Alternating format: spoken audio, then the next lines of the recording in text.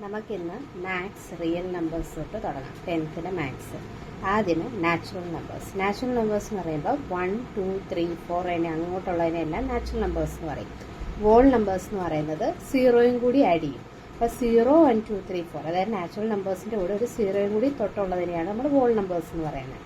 Integers എന്ന് പറയുന്നത് പോസിറ്റീവും നെഗറ്റീവ് ആയിട്ടുള്ള നമ്പേഴ്സ്. അതായത് ഇങ്ങോട്ടാവുമ്പോൾ ഇങ്ങനെ -1, -2, -3 അങ്ങനെ പോവും.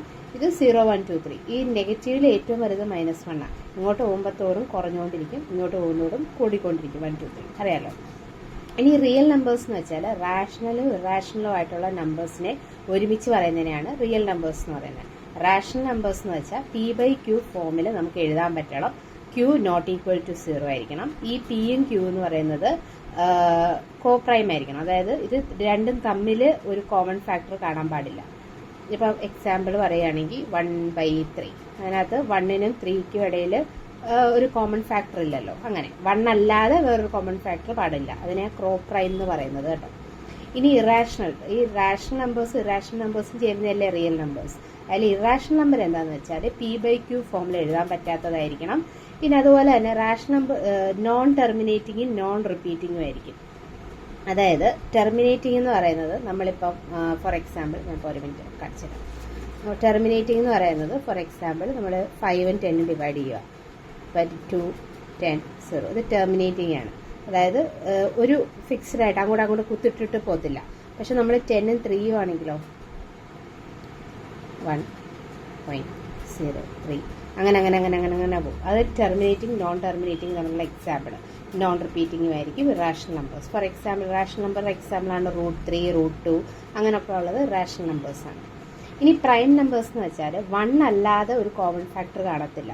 ഇപ്പോൾ 2, 3, 5, 7 അതൊക്കെയാണ് പ്രൈം നമ്പേഴ്സ്. അതിന് ഇതിൻ്റെ ഏറ്റവും ചെറിയ പ്രൈം നമ്പർ എന്ന് പറയുന്നത് 2 ആണ്. 1 അല്ലാതെ അതിനൊരു കോമൺ ഫാക്ടർ ഇല്ല. കോമ്പസിറ്റ് നമ്പർ എന്ന് വെച്ചാൽ പ്രൈം നമ്പർ അല്ലാത്ത എല്ലാ നമ്പേഴ്സിനെയും നമ്മൾ കോമ്പസിറ്റ് നമ്പർ എന്ന് പറയും. അതായത് 1 അല്ലാതെ അതിന് വേറെ ഫാക്ടേഴ്സ് കാണും. സ്മോളസ്റ്റ് കോമ്പസിറ്റ് നമ്പർ 4 ആണ്. അപ്പോൾ 4 നമ്മൾ പറയുവാണെങ്കിൽ 1 × 4 എന്നും എഴുതാം, 2 × 2 എന്നും എഴുതാം. അപ്പോൾ 1 അല്ലാതെ അതിന് രണ്ട് വേറെയും ഫാക്ടർ വന്നില്ല. അതിനെയാണ് കോമ്പസിറ്റ് നമ്പേഴ്സ് എന്ന് പറയുന്നത്. ഇനി Euclid's division lemma. Euclid's division lemma എന്ന് പറയുന്നത് ഇങ്ങനെ കാണിക്കാം. യൂക്ലിഡ്സ് ഡിവിഷൻ ലെമ എന്ന് പറയുന്നത് A = ഇപ്പം എയും ബിയും രണ്ട് നമ്പേഴ്സ് ആണെങ്കിൽ A = BQ + R. ഇതിനെ നമ്മൾ ഡിവിഡൻറ്റ് എന്ന് പറയും, ഇതിനെ നമ്മൾ ഡിവൈസർ എന്ന് പറയും, ഇതിനെ കോഷ്യൻ്റ് എന്ന് പറയും, ഇതിനെ റിമൈൻഡർ പറയും. ഫോർ എക്സാമ്പിൾ രണ്ട് നമ്പേഴ്സ് എടുക്കുവാണ്. ഫോർ എക്സാമ്പിൾ A = 3 എന്നും B = 2 എന്നും എടുക്കുവാണെങ്കിൽ നമ്മൾ ഡിവൈഡ് ചെയ്യുമ്പോൾ എങ്ങനെയായിരിക്കും? 3, 2, 1s are 2, റിമൈൻഡർ 1 അല്ലേ. അപ്പം ഇതിനെയാണ് നമ്മൾ ഡിവിഡൻറ്റ് എന്ന് പറയുന്നത്. ഇതിനെ നമ്മൾ ഡിവൈസർ എന്ന് പറയും, ഇതിനെ നമ്മൾ കോഷ്യൻ്റ് എന്ന് പറയും, ഇതിനെ നമ്മൾ റിമൈൻഡർ എന്ന് പറയും. ഇത് Q, ഇത് R, ഇത് A, ഇത് B. അപ്പം ഈ ഫോമിൽ ഉപയോഗിച്ച് നമുക്കിത് എഴുതാൻ പറ്റും. അതായത് A = BQ + R അല്ലേ. അപ്പം 3 = B എന്താ 2, Q എന്താ 1, റിമൈൻഡർ എന്താ 1. ഇങ്ങനെ നമുക്ക് എഴുതാൻ പറ്റും. ഇതിനെയാണ് യൂക്ലിഡ്സ് ഡിവിഷൻ ലെമ എന്ന് പറയുന്നത്. അപ്പോൾ അതിനകത്ത് വേറെന്ന് വെച്ചാൽ ഈ റിമൈൻഡർ എപ്പോഴും ഒന്നുകിൽ 0 ആയിരിക്കും, അല്ലെങ്കിൽ 0യേക്കാളും കൂടുതലായിരിക്കും എപ്പോഴും. പക്ഷേ ഈ നമ്മൾ ഡിവൈസറിനേക്കാളും എപ്പോഴും ചെറുതായിരിക്കും റിമൈൻഡർ. അപ്പോൾ ഈ ഒരു ഫോമുലയാണ് നമ്മൾ യൂക്ലിഡ്സ് ഡിവിഷൻ ലെമ എന്ന് പറയുന്നത്. അത് ഏതൊരു രണ്ട് നമ്പേഴ്സിനെയും നമുക്കിങ്ങനെ എഴുതാൻ പറ്റും. ഇനി ലെമ എന്ന് പറയുന്നത് ഒരു പ്രൂവൺ സ്റ്റേറ്റ്മെൻ്റ് ആണ്. അത് ഉപയോഗിച്ച് നമ്മൾ വേറെ സ്റ്റേറ്റ്മെൻറ്റ്സ് പ്രൂവ് ചെയ്യുന്നു. അൽഗോരിതം എന്ന് പറയുന്നത് ഒരു വെൽ ഡിഫൈൻഡ് സ്റ്റെപ്സ് ആണ്. ഇപ്പം നമ്മൾ ഡിവിഷൻ ഇപ്പം നടത്തിയില്ലേ, ഈ ഡിവിഷൻ നടന്നത് വെൽ ഡിഫൈൻഡ് സ്റ്റെപ്സാണ്. ആ വെൽ ഡിഫൈൻഡ് സ്റ്റെപ്സിനെയാണ് നമ്മൾ അൽഗോരിതം എന്ന് പറയുന്നത്. അപ്പോൾ യൂക്ലിഡ്സ് ഡിവിഷൻ ലെമ ഉപയോഗിച്ച് ഈ ഒരു അൽഗോരിതം ഉപയോഗിച്ച് നമ്മുടെ ഈ ഒരു ഫോമിൽ ഉപയോഗിച്ച് നമുക്ക് രണ്ട് നമ്പേഴ്സിൻ്റെ HCF കണ്ടുപിടിക്കാൻ പറ്റും. അതെങ്ങനെയാണെന്ന് നമുക്ക് നോക്കാം. ഇപ്പം A and B എന്ന് പറയുന്ന രണ്ട് നമ്പേഴ്സ് ആണെങ്കിൽ ഇത് ഉപയോഗിച്ച് നമുക്ക് അതിൻ്റെ HCF കണ്ടുപിടിക്കാം. അത് ഇതുണ്ട്, അത് ഞാനിങ്ങനെ കാണിച്ചു തരാം. ഇപ്പം HCF ഓഫ് 24 and 42 കണ്ടുപിടിക്കുന്നത് ഇതാണ് നമ്മൾ ചെയ്യാൻ പോകുന്നത് കേട്ടോ. HCF ഓഫ് 24 and 42 കണ്ടുപിടിക്കുന്നത് എങ്ങനെയാണെന്ന് വെച്ചാൽ ആദ്യം 42 എഴുതുക, 24 എഴുതുക.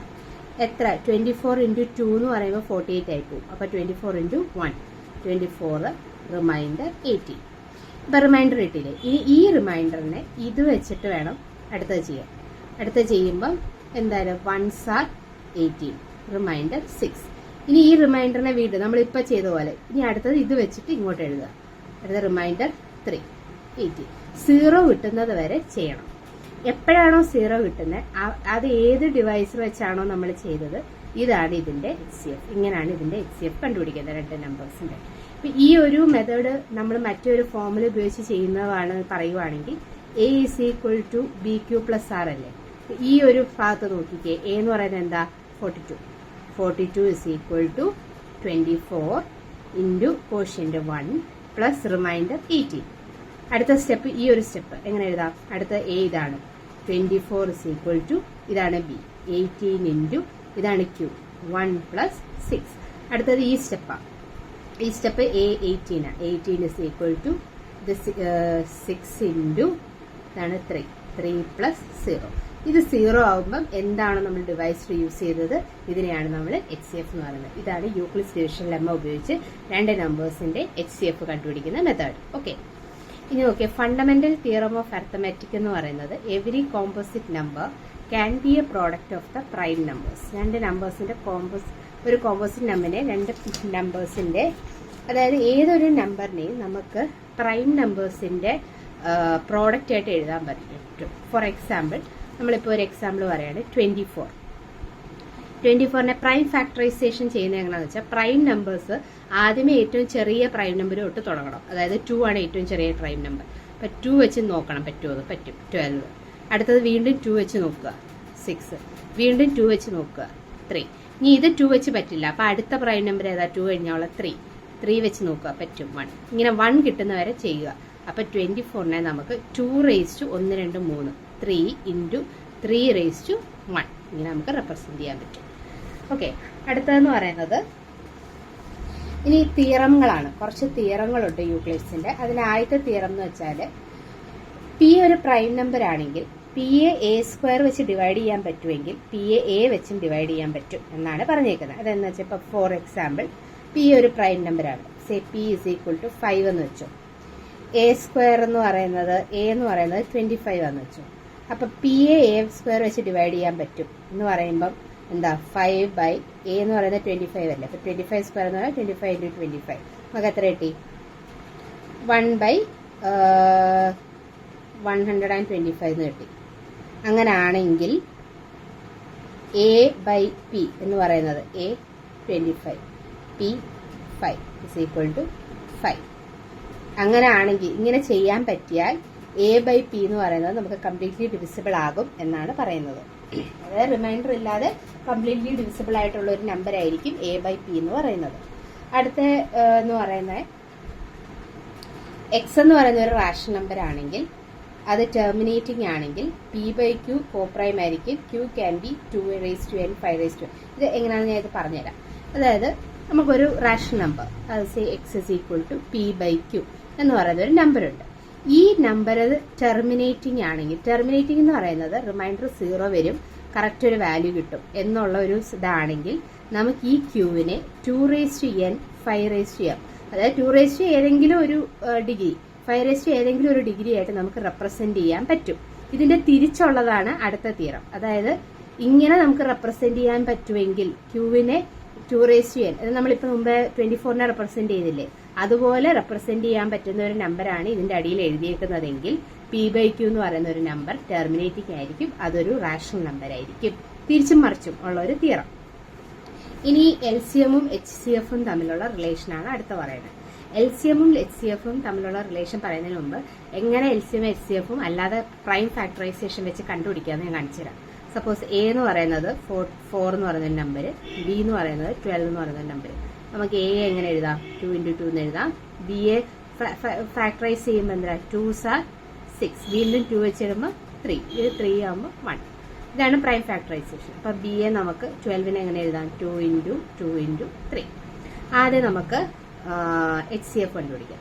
HCF എന്ന് വെച്ചാൽ രണ്ടിടത്തും കോമൺ ആയിട്ടുള്ള എത്ര എണ്ണം ഉണ്ടെന്ന് നോക്കണം. രണ്ടിടത്തും കോമൺ 2 ഉണ്ട്. അപ്പം 2 എഴുതുക. വീണ്ടും രണ്ടിടത്ത് കോമൺ 2 ഉണ്ട്. അപ്പം ഇൻറ്റു 2 into 2 4.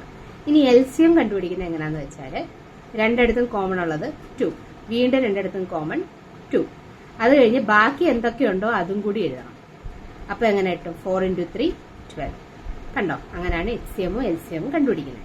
ഇനി വേറെ റൂൾ എന്താണെന്ന് വെച്ചാൽ ഈ LCMഉം HCFഉം തമ്മിൽ ഇൻറ്റു ചെയ്യുമ്പോൾ എന്താണ് HCF ഇൻറ്റു LCM എത്ര വരും? 4 × 12 എത്ര? 4 × 12 വരും, 48 വരും അല്ലേ? ഈ 48ഉം നമ്മൾ ആദ്യം എടുത്ത രണ്ട് നമ്പേഴ്സ് ഇല്ലേ, അത് രണ്ടും ഇൻറ്റു ചെയ്യുമ്പോഴും 48 വരത്തില്ലേ? ഇത് രണ്ടും ഈക്വൽ ആയിരിക്കും. അതായത് LCM into HCF will be equal to the product of the numbers. ഇതാണ് വേറൊരു റൂള്. ഇനി നമ്മളിപ്പോൾ 2 നമ്പറിന്റെ കേസാണ് നമ്മളിപ്പോൾ പറഞ്ഞത്. ഇനി 3 നമ്പർ എടുക്കുവാണെങ്കിൽ എങ്ങനെയായിരിക്കും എന്നാണ് അടുത്തത്. നമ്മൾ ഒരു ഫോർമുല ചെയ്ത് ഈ ഫോർമുല പഠിക്കുക. ഫോർമുല എങ്ങനെയാണെന്ന് വെച്ചാൽ LCM ഓഫ് PQR എന്ന് പറയുന്ന 3 നമ്പേഴ്സ് ഞാൻ എടുക്കുകയാണ്. PQR 3 നമ്പേഴ്സ് എടുക്കുമ്പോൾ LCM ഓഫ് PQR എന്ന് പറയുന്നത് P × Q × R of HCF of ഈ 3 നമ്പേഴ്സിന്റെ HCF കണ്ടുപിടിക്കുക. എന്നിട്ട് divided by HCF of PQ into HCF of QR into HCF of PR. അങ്ങനെ ഓരോ നമ്പേഴ്സിന്റെ അങ്ങോട്ടും ഇങ്ങോട്ടും HCF LCM കണ്ടുപിടിക്കണം. നമ്മളിപ്പോൾ ഈ മെത്തേഡ് തന്നെ ഇങ്ങനെ നിരത്തി എഴുതുക. ഇപ്പോൾ മൂന്നാമതൊരു നമ്പർ ഉണ്ടെന്ന് വെച്ചോ, 2 × 2 × 3 × 4 എന്ന് സപ്പോസ് വെച്ചോ, ഏതെങ്കിലും ഒരു നമ്പർ. അപ്പോൾ ഇതിന്റെ HCF എന്തുമായിരിക്കും? ഇത് 3ഉം കൂടി ഇപ്പോൾ ഒരു 2 കിട്ടി, ഇത് 3ഉം കൂടി വീണ്ടും ഒരു 2 കിട്ടി. പിന്നെ കോമൺ ആയിട്ട് എന്തെങ്കിലും ഉണ്ടോ? ഈ 3 എണ്ണത്തിനും കോമൺ ആയിട്ട് വേണം. അപ്പോൾ ഇവിടെ 3 ഇല്ല, അതുകൊണ്ട് കോമൺ ആയിട്ടൊന്നുമില്ല. അപ്പോൾ ഇതിന്റെ HCF 4 തന്നെ ആയിരിക്കും. LCM എടുക്കുമ്പോൾ ഇവിടെ 3 എണ്ണം കോമൺ 2 വന്നു, ഇവിടെ 3 എണ്ണം കോമൺ 2 വന്നു. പിന്നെ ബാക്കി എന്തൊക്കെയുണ്ടോ അതെല്ലാം കൂടി ഇൻറ്റു ചെയ്യുന്നതായിരിക്കും LCM. അങ്ങനെയാണ് നമ്മൾ 3 നമ്പേഴ്സിന്റെ എടുക്കുമ്പോൾ. അപ്പം അങ്ങനെ നമ്മൾ ഓരോന്നിനെയും കണ്ടുപിടിച്ച് കഴിയുമ്പോൾ LCM കണ്ടുപിടിക്കുക HCF മാത്രം തന്നാൽ, അതുപോലെ തന്നെ HCF കണ്ടുപിടിക്കുക LCM മാത്രം തന്നാൽ. HCF ഓഫ് PQR എന്ന് വെച്ചാൽ P × Q × R into LCM of PQR divided by LCM of PQ into LCM of QR into LCM of PR. ഇങ്ങനെയാണ് HCF കണ്ടുപിടിക്കുന്നത്. ഇതാണ് ആദ്യത്തെ റിയൽ നമ്പേഴ്സിന്റെ ഒരു ഏകദേശ ഫോർമുലാസ്, കൺസെപ്റ്റ്സ്. അടുത്തത് പോളിനോമിയൽസ്. പോളിനോമിയൽസ് എന്ന് വെച്ചാൽ പോളി എന്ന് വെച്ചാൽ മെനി, നോമിയൽസ് എന്ന് വെച്ചാൽ ടേം എന്നാണ് അർത്ഥം. അതായത് 4x² 6x² അല്ലെങ്കിൽ y² അങ്ങനെയുള്ള ടേമുകൾ നമ്മൾ റെപ്രസെന്റ് ചെയ്യുന്നത് 2x² + 5x + 8. ഇങ്ങനെയാണ് നമ്മളൊരു പോളിനോമിയലിനെ റെപ്രസെന്റേഷൻ ചെയ്യുന്നത്. ഡിഗ്രി എന്ന് പറയുന്നത് ഒരു റെപ്രസെന്റേഷനിൽ ഹയസ്റ്റ് കോഎഫിഷ്യന്റിനെയാണ് നമ്മൾ ഡിഗ്രി എന്ന് പറയുന്നത്. അപ്പോൾ ഈ ഒരു ഇക്വേഷൻ നോക്കുക. ഈ ഇക്വേഷനിൽ x² ⁻² 2 ആണ്. അപ്പോൾ ഇതിനകത്ത് വേറെ ഒന്നിനുമില്ല, ഏറ്റവും വലുത് ഇത് തന്നെയാണ്. അപ്പോൾ ഈ ഒരു ഇക്വേഷന് ഡിഗ്രി എന്ന് പറയുന്നത് 2 ആണ്. ഇനി ലീനിയർ പോളിനോമിയൽ എന്ന് പറയുന്നത് ഡിഗ്രി 1, അതായത് raised⁻1 ഉള്ളതിനെയാണ് ലീനിയർ പോളിനോമിയൽ എന്ന് പറയുന്നത്. raised⁻2 ആയിട്ടുള്ള ഡിഗ്രി ഉള്ളതിനെയാണ് നമ്മൾ ക്വാഡ്രാറ്റിക് പോളിനോമിയൽ എന്ന് പറയുന്നത്. അതുപോലെ നമ്മൾ raised⁻3 അതായത് ഡിഗ്രി 3 ഉള്ളതിനെ ക്യൂബിക് പോളിനോമിയൽ എന്ന് പറയുന്നത്. അതായത് ഏറ്റവും വലിയ ഡിഗ്രി അതിന്റെ 3 ആയിരിക്കും. അപ്പൊ ഈ ഒരു ഇക്വേഷനിൽ ഏറ്റവും വലിയ ഡിഗ്രി 3 അല്ലേ, അല്ലെങ്കിൽ ഈ ഒരു ഇക്വേഷനിൽ ഏറ്റവും വലിയ ഡിഗ്രി 2 അല്ലേ. അപ്പൊ അങ്ങനെയുള്ളതിനെ ക്യൂബിക് പോളിനോമിയൽ എന്ന് പറയും. ഇനി അടുത്തത് zeros of A polynomial. Zeros of A polynomial എന്ന് പറയുന്നത് നമ്മളൊരു ഇക്വേഷൻ കിട്ടുവാണെങ്കിൽ, അതിപ്പോൾ ഇങ്ങനത്തെ ഒരു ഇക്വേഷൻ, ഈ ഇക്വേഷൻ കിട്ടുവാണെങ്കിൽ ഈ എക്സിന് ഒരു വാല്യൂ കാണുമല്ലോ. അപ്പൊ സീറോസ് ഓഫ് എ പോളിനോമിയൽ എന്ന് പറയുന്നത് ഈ എന്ത് വാല്യൂ കൊടുക്കുമ്പോഴാണ് ഈ ഇക്വേഷൻ 0 ആയി മാറുന്നത്, അതാണ് സീറോസ് ഓഫ് എ പോളിനോമിയൽ എന്ന് പറയുന്നത്. ഫോർ എക്സാമ്പിൾ നമുക്കിപ്പം നോക്കാം. അങ്ങനെ പലതരത്തിൽ ഇപ്പോൾ ജോമെട്രിക് മീനിങ് പറയുകയാണെങ്കിൽ നമ്മളൊരു ലീനിയർ പോളിനോമിയൽ, അതായത് ലീനിയർ പോളിനോമിയൽ, ക്വാഡ്രാറ്റിക്, ക്യൂബിക്, അതെന്തുവാന്ന് ആദ്യം പഠിക്കണം. ലീനിയർ എന്ന് പറയുമ്പോൾ ഇതാണ് കേട്ടോ, അതായത് എക്സിന് raised⁻1 ആണ്. ഇപ്പൊ ക്വാഡ്രാറ്റിക് എന്ന് പറയുമ്പോൾ x⁻², അത് ക്വാഡ്രാറ്റിക്. x⁻3 ആണെങ്കിൽ അതിനെ ക്യൂബിക് എന്ന് പറയും. അപ്പൊ ഈ സീറോസ് ഓഫ് എ പോളിനോമിയൽ എന്ന് വെച്ചാൽ ആ ഒരു ഇക്വേഷൻ ഒരു ഗ്രാഫിൽ റെപ്രസെന്റ് ചെയ്യുമ്പം ഈ ഗ്രാഫിനെ നമ്മൾ കാർട്ടേഷ്യൻ ഗ്രാഫ് എന്നാണ് പറയുന്നത്. അതായത് ഇങ്ങോട്ടുള്ളത് പോസിറ്റീവ് എക്സ് ആക്സിസ്, ഇങ്ങോട്ടുള്ളത് നെഗറ്റീവ് എക്സ് ആക്സിസ്, ഇങ്ങോട്ടുള്ളത് പോസിറ്റീവ് വൈ, ഇങ്ങോട്ടുള്ളത് നെഗറ്റീവ് വൈ. ഇതിനെ ഒരു കാർട്ടീഷ്യൻ പ്ലെയിൻ എന്ന് പറയും. ഇന്റർസെക്റ്റ് ചെയ്യുന്ന പോയിന്റ് ഒറിജിൻ എന്ന് പറയും. അപ്പം നമ്മൾ ഇതിനകത്താണ് നമ്മളൊരു എന്താ പറയുന്നത്, ഒരു ഇക്വേഷൻ തരുമ്പോൾ നമ്മൾ ഗ്രാഫ് വരയ്ക്കുന്നത്. അതെങ്ങനെയാണ് വരയ്ക്കുന്നതെന്ന് ഞാൻ പറയാം. ഒരു സിമ്പിളായിട്ട് ഞാൻ പറയുകയാണ്. ഇപ്പം സപ്പോസ് y = 2x - 1 എന്ന് പറയുന്ന ഒരു ഇക്വേഷൻ നമുക്ക് കിട്ടുകയാണ്. അപ്പം നമുക്ക് ഈ ഇപ്പം റെപ്രസെന്റ് ചെയ്ത ചുമ്മാ ഈ വൈക്കും എക്സിനും ഓരോ വാല്യൂ ഇട്ട് കൊടുക്കും. ഇപ്പം x = 0 ആണെങ്കിൽ എന്ന് പറയുമ്പോൾ എക്സ് 0 ആയിട്ട് എടുക്കുക. അപ്പോൾ y is equal to 2 into 0 minus 1 is equal to -1. അപ്പോൾ എന്താ കിട്ടി? 0യും -1ഉം കിട്ടി. ഇനി എക്സിനും അതുപോലെ എക്സിനും വൈക്കും ഇങ്ങനെ വെറുതെ വാല്യൂ ഇട്ട് കൊടുത്ത് നമ്മൾ ഇതിനകത്ത് ഇപ്പം 0 -1 എങ്ങനെ റെപ്രസെന്റ് ചെയ്യുന്നതെന്ന് പറയാം. ഇപ്പം 0യും -1ഉം -1 എന്ന് പറയുന്നത് ഇത് എക്സ്. എപ്പോഴും നമ്മൾ കാർട്ടീഷ്യൻ പ്ലെയിന് വരയ്ക്കുമ്പോൾ XY എന്നുള്ള രീതിയിലാണ് എഴുതുന്നത്. ഇത് എക്സ്, ഇത് വൈ. അപ്പം 0 ഇതിനകത്തുള്ളതാണ് 0 y -1. അപ്പോൾ ഇവിടെ വരും -1. അപ്പോൾ 0 -1 ഈ പോയിന്റ്. അങ്ങനെ നമ്മൾ പോയിന്റ് വരച്ചിട്ട് ആ പോയിന്റുകൾ ജോയിൻ ചെയ്യുമ്പോൾ നമുക്കൊരു ലൈൻ കിട്ടും. ഈ ലൈൻ ആയിരിക്കും ഈ y is equal to 2x - 1 എന്ന് പറയുന്ന ആ ഒരു ഇക്വേഷന്റെ ഗ്രാഫിക്കൽ റെപ്രസെന്റേഷൻ. ഇത് ഞാൻ ജസ്റ്റ് പറഞ്ഞത് ഇങ്ങനെയാണ് ഗ്രാഫ് വരയ്ക്കുന്നത്.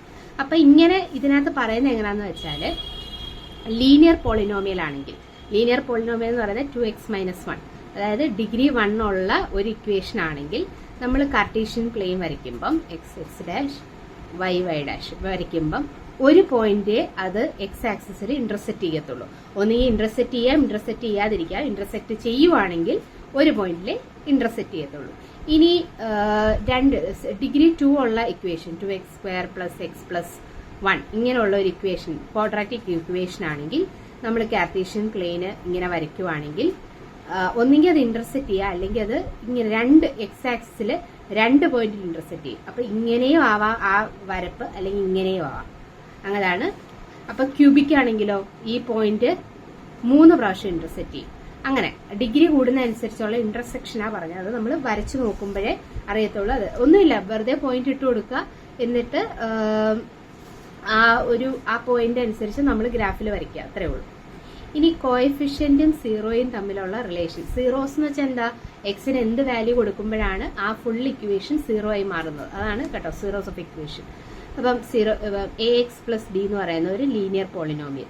ഇതിന്റെ എക്സിന്റെ വാല്യൂ എന്തായിരിക്കും? ഇസ് ഈക്വൽ ടു 0 എന്ന് പറയുമ്പം 0 എന്ന് പറയാം ഇസ് ഈക്വൽ ടു 0. അപ്പൊ എക്സിന്റെ വാല്യൂ എന്തായിരിക്കും? Is equal to -p/a. ഇതാണ് 0 ഓഫ് ലീനിയർ പോളിനോമിയൽ എന്ന് പറയുന്നത്. ഇതാണ്ടേ ഇവിടെ നോക്കിക്കേ, കണ്ടോ? ക്യൂബിക് പോളിനോമിയല് 3 സീറോസ് കാണും. അതുപോലെ തന്നെ ഈ വേറൊരു കാര്യമുണ്ട്, ലീനിയർ പോളിനോമിയല് ഒരു പ്രാവശ്യം കട്ട് ചെയ്യുന്നു എന്നതിന്റെ അർത്ഥം എന്ന് വെച്ചാൽ ആ ഇക്വേഷന് എക്സിന് ഒരു വാല്യൂ കാണത്തുള്ളൂ. ആ ഒരു വാല്യൂയിൽ ആ ഫുൾ ഇക്വേഷൻ 0 ആയി മാറും. ക്വാഡ്രാറ്റിക് ഇക്വേഷനിൽ 2 0 ഉണ്ട് എന്നുള്ളതിന്റെ അർത്ഥം, 2 പ്രാവശ്യം കട്ട് ചെയ്യുന്നു എന്നുള്ളതിന്റെ അർത്ഥം എന്ന് വെച്ചാൽ ക്വാഡ്രാറ്റിക് ഇക്വേഷന് എക്സിന് 2 വാല്യൂ ഉണ്ട്. ആ 2 വാല്യൂ എടുത്താലും ആ ഫുൾ ഇക്വേഷൻ 0 ആയി മാറും. ക്യൂബിക്കില്ലാത്ത 3 0 ഉണ്ട് എന്നതിന്റെ അർത്ഥം എന്ന് വെച്ചാൽ 3 വാല്യൂ ഉണ്ട് എക്സിന്. ആ 3 വാല്യൂ ഇട്ട് കൊടുത്താലും ആ ഇക്വേഷൻ 0 ആയി മാറും. കുറച്ചും കൂടി കഴിയുമ്പോൾ നിങ്ങൾക്ക് അത് കറക്റ്റായിട്ട് മനസ്സിലാവും. അപ്പൊ ലീനിയർ ഇക്വേഷൻ ആണെങ്കിൽ AXP അതിന്റെ 0, അതിന്റെ എക്സിന്റെ വാല്യൂ എന്ന് പറയുന്നത് -p/a ആണ്. ക്വാഡ്രാറ്റിക് ഇക്വേഷൻ എന്ന് പറയുന്നത് നമ്മൾ റെപ്രസെന്റ് ചെയ്യുന്നത് ax² + bx + c എന്നാണ്. അതിന്റെ 0 2 0 ഉണ്ട്, അതായത് എക്സിന് 2 വാല്യൂ ഉണ്ട്. ആ 2 വാല്യൂ ഇട്ട് കൊടുത്താൽ ഈ ഫുൾ ഇക്വേഷൻ 0 ആയി മാറും. 0 ആയി മാറും എന്ന് പറയുമ്പോൾ എല്ലാം കട്ട് ചെയ്ത് ഫുള്ള് അതിന്റെ ആൻസർ 0 ആയി കിട്ടുമെന്ന് അതിന്റെ അർത്ഥം. 2 0 ഉണ്ട്, അതിനെ ആൽഫ ബീറ്റ എന്ന് നമ്മൾ വിളിക്കുവാണെങ്കിൽ ഈ ഇതിപ്പോൾ നിങ്ങൾക്ക് ജസ്റ്റ് ഒന്ന് ഞാൻ പറഞ്ഞു വരുമ്പോൾ നിങ്ങൾക്ക് ബാക്കി ഇക്വേഷൻസ് ചെയ്ത് വരുമ്പോൾ നിങ്ങൾക്ക് ആ കുറച്ചുകൂടി മനസ്സിലാവും അത് എന്താ സംഭവം കേട്ടോ. ഇപ്പോൾ ഈ ആൽഫ ബീറ്റ എന്ന് പറയുന്നത് 2 വാല്യൂ ഉണ്ട് ഈ എക്സിന്. ആ ആൽഫയോ അല്ലെങ്കിൽ ഈ ആൽഫ ഈ എക്സിന് 2 ഇട്ട് കൊടുത്താലും ഈക്വൽ ടു 0 എന്ന് നമുക്ക് കിട്ടും. ഈ ബീറ്റ 2 ഇട്ട് കൊടുത്താലും നമുക്ക് എക്സിന്റെ വാല്യൂ ഈ 0 എന്ന് കിട്ടും. അപ്പം ഈ 2 സീറോകളും തമ്മിലുള്ള റിലേഷനാണ് പറയുന്നത്. ഈ 2 വാല്യൂസ് പ്ലസ് ചെയ്യുമ്പം ഈ ഇക്വേഷനിൽ നിന്ന് നമുക്ക് അതായത് നമ്മളിപ്പം 2 0 ഇതിന് എക്സിന് 2 വാല്യൂ നമ്മൾ കണ്ടുപിടിച്ചു. ആ 2 കണ്ടുപിടിച്ച വാല്യൂ കറക്റ്റ് ആണോ എന്ന് നോക്കണമെങ്കിൽ ആ 2 വാല്യൂ ആഡ് ചെയ്യുമ്പം -b/a എന്ന് കിട്ടണം. അതായത് ഈ ബി മൈനസ് ഓൾറെഡി ഉള്ളതാണ് ഇതിനകത്ത്, b/a കിട്ടുവാണെങ്കിൽ നമ്മൾ കണ്ടുപിടിച്ച ആൻസർ കറക്റ്റ് ആണ്. അല്ലെങ്കിൽ ഈ 2 സീറോസ് ഇൻറ്റു ചെയ്യുമ്പം c/a എന്ന് കിട്ടണം. ഇത് c/a. ഇതൊരു റിയൽ ലൈഫ് ഒരു ഇക്വേഷൻ ഇട്ട് ഞാൻ പിന്നീട് കാണിച്ചു തരാം, അപ്പം നിങ്ങൾക്ക് കുറച്ചുകൂടി മനസ്സിലാവും. ഇനി ക്യൂബിക് പോളിനോമിയലിന്റെ കേസ് പറയുവാണെങ്കിൽ ഇതിന് 3 സീറോസ് കാണും. അതായത് എക്സിന് 3 വാല്യൂ ഉണ്ട്. ഏത് 3 വാല്യൂ ഇട്ട് കൊടുത്താലും ആ എക്സ് ഈ ഫുൾ ഇക്വേഷൻ 0 ആയി മാറും. അതായത് ആൽഫ ബീറ്റ ഗാമ എന്ന് പറയുന്ന 3 ആൻസർ കിട്ടും. ആ 3 ആൻസറുകൾ കൂട്ടുമ്പോൾ -p/aയും ആ 3 ആൻസറുകൾ ഡിവൈഡ് ചെയ്യുമ്പം -d/a എന്നും കിട്ടും. അതായത് ഈ ഇക്വേഷൻ നമ്മൾ ഇതുപോലെ ഇപ്പോൾ എന്തൊരു ഇക്വേഷൻ കിട്ടിയാലും ഈ ഒരു രീതിയിൽ റെപ്രസെന്റ് ചെയ്യണം. റെപ്രസെന്റ് ചെയ്തിട്ട് മൈനസ് ഇട്ട് കൊടുക്കുക ടു ഇതിപ്പം ഇവിടെ ഒരു 2x² അല്ലെങ്കിൽ -3x² ആണെങ്കിലും -3/a എന്ന് എഴുതണം കേട്ടോ. അങ്ങനെ ഇതാണ് എ. ഏതൊരു ഈ x² ഫ്രണ്ടിലുള്ളതിനെ ഈ ABCD എന്ന് എഴുതുന്നില്ലേ, ഇതിനെ കോഎഫിഷ്യന്റ് എന്ന് പറയും, ഇതിനെ വേരിയബിൾസ് എന്ന് പറയും എക്സിനെ. അപ്പൊ ഈ വേരിയബിളിന്റെ ഫ്രണ്ടിലുള്ള ഏതൊരു നമ്പറിനെ ഞാനൊരു എ ആയിട്ട് റെപ്രസെന്റ് ചെയ്യുന്നേ ഉള്ളൂ. അപ്പൊ അതുപോലെയാണ് ചെയ്യേണ്ടത്. മനസ്സിലായല്ലോ ഇത്? ഓക്കെ, പൊക്കെ കാണിക്കാം. ഇത് മനസ്സിലായില്ലേ? ഇനി വേറൊരെണ്ണം കൂടി ഉണ്ട്, രണ്ടെണ്ണം. അതായത് alpha beta, beta gamma, gamma alpha. ഇതെല്ലാം കൂടി പ്ലസ് ചെയ്യുമ്പോഴും നമുക്ക് C/A കിട്ടും. ഈ ഒരു C, അതായത് ഡിഗ്രി 1ന്റെ ആയിട്ടുള്ള എക്സിന്റെ ഫ്രണ്ടിൽ ഇരിക്കുന്ന സാധനവും S³ ഫ്രണ്ടിലിരിക്കുന്ന സാധനവും ഡിവൈഡ് ചെയ്യുമ്പോൾ ഉള്ളത് alpha beta, beta gamma, gamma ഇത് പ്ലസ് ചെയ്യുമ്പോൾ ഉള്ളതും ഈക്വൽ ആയിരിക്കും എന്നാണ് പറയുന്നത്. ഓക്കെ, ഇനി വേറൊരെണ്ണം ഞാൻ പറയാം. നമുക്കൊരു പോളിനോമിയൽസിനെ എങ്ങനെ, നമ്മളിപ്പോൾ പറഞ്ഞില്ലേ യൂക്ലിഡ്സ് ഡിവിഷൻ ലാമ വെച്ചിട്ട് A=BQ+R നമ്മളെന്ന് പറയുന്ന ഒരു ഇക്വേഷൻ പറഞ്ഞില്ല, അത് പോളിനോമിയൽസിൽ നമുക്ക് ചെയ്യാൻ പറ്റും. അതായത് PX = GX × QX + RX. ഇത് ഡിവിഡൻഡ്, ഇത് ഡിവൈസർ, ഇത് കോഷ്യന്റ്, ഇത് റിമൈൻഡർ. രണ്ട് പോളിനോമിയൽസിനെ തമ്മിൽ എങ്ങനെ നമുക്ക് ഡിവൈഡ് ചെയ്യാമെന്ന് നോക്കാം. അതുപോലെ തന്നെ ഇതിന്റെ റിമൈൻഡർ എന്ന് പറയുന്നത്, ഈ റിമൈൻഡർ എന്ന് പറയുന്നത് ഈ ഡിവൈസറിനെക്കാളും ഇപ്പിടി ചെറുതായിരിക്കും, അല്ലെങ്കിൽ അത് 0 ആവാം, അല്ലെങ്കിൽ 0യെക്കാളും വലുതാവാം. പക്ഷെ ഒരിക്കലും ഡിവൈസറിനെക്കാളും വലുതാവില്ല, അതായത് GX-നെക്കാളും വലുതാവില്ല. അപ്പോൾ ഇതെങ്ങനെയാണ് നമുക്കൊരു രണ്ട് പോളിനോമിയൽസ് തമ്മിൽ ഡിവൈഡ് ചെയ്ത് നോക്കാം. അപ്പം ഞാൻ വെറുതെ ഒരു കാര്യം പറയുകയാണെങ്കിൽ, ഇപ്പോൾ 3/2 1/2 1 ഇതിനെയാണ് നമ്മൾ PX എന്ന് പറയുന്നത്, ഇതിനെയാണ് നമ്മൾ GX എന്ന് പറയുന്നത്, ഇതിനെയാണ് നമ്മൾ QX എന്ന് പറയുന്നത്, ഇതിനെയാണ് നമ്മൾ RX എന്ന് പറയുന്നത്. ഇനി രണ്ട് പോളിനോമിയൽസ് നമുക്ക് എങ്ങനെയാണ് ഡിവൈഡ് ചെയ്യുന്നതെന്ന് നോക്കാം. ഫോർ എക്സാമ്പിൾ 2x² + 3x + 1നെ ഡിവൈഡ് ബൈ x+2 വെച്ച് ഡിവൈഡ് ചെയ്യണം. ഡിവിഷൻ മെത്തേഡ് വെച്ചിട്ട് എങ്ങനെ ഡിവൈഡ് ചെയ്യുന്നതെന്ന് പറയുന്നത്, ആദ്യമേ 2x² + 3x + 1 എന്ന് എഴുതുക, x+2 എന്ന് എഴുതുക. എപ്പോഴും ഡിഗ്രി കൂടിയത് ആദ്യം എഴുതണം, കുറഞ്ഞത് ഇപ്പൊ അഥവാ തിരിച്ച് 3x + 2x² + 1 എന്നാണെങ്കിൽ കറക്റ്റ് ഫോമിൽ എഴുതുക. അതായത് ഡിഗ്രി കൂടിയത് ആദ്യം എന്നുള്ള രീതിയിൽ വേണം നമ്മൾ എഴുതാൻ കേട്ടോ. ഇനി ആദ്യമേ ആദ്യത്തത് വെച്ച് ഇത് ആദ്യത്തേനെ ഡിവൈഡ് ചെയ്യണം. 2x² / x, 2x² / x, എക്സും എക്സും ക്യാൻസൽ ആയി 2x കിട്ടും. ആ 2x ഇവിടെ എഴുതുക. ഓക്കെ, ഇനി അടുത്ത ചെയ്യേണ്ടത് എങ്ങനെയാണെന്ന് വെച്ചാൽ, എന്നിട്ട് ഈ 2xനെ അപ്പം ഇപ്പം 2x² / x നമുക്ക് 2x കിട്ടി. ഇനി ഇത് വെച്ച് ഇത് രണ്ടിനെയും നമ്മൾ ഇൻറ്റു ചെയ്യണം. അതായത് ഇപ്പം നമ്മളിപ്പോൾ ആദ്യത്തതിനെ വെച്ച് ഇതിനെ ഡിവൈഡ് ചെയ്തു, ഇപ്പം നമ്മൾ ആൻസർ എഴുതി. ഈ കിട്ടിയതിനെ വെച്ച് ഇത് രണ്ടിനെയും ഇൻറ്റു ചെയ്യണം. 2x × x എത്ര? 2x².